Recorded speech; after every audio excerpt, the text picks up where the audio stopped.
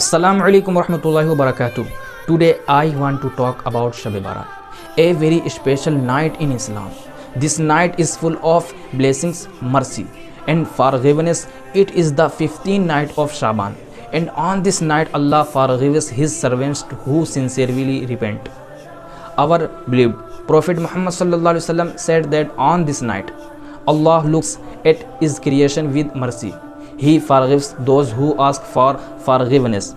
He accepts the dua of his servants and writes their destinies for the next year. What should we do on this night?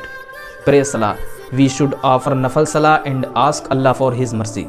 Recite the Quran. Reading the Quran brings peace to our hearts. Make dua. We should ask Allah for our needs and pray for ourselves, our family and the whole ummah.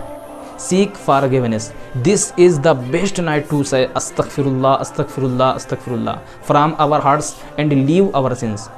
Give charity. Helping the poor brings Allah's blessings. Some people waste this night in useless things. We should not do that.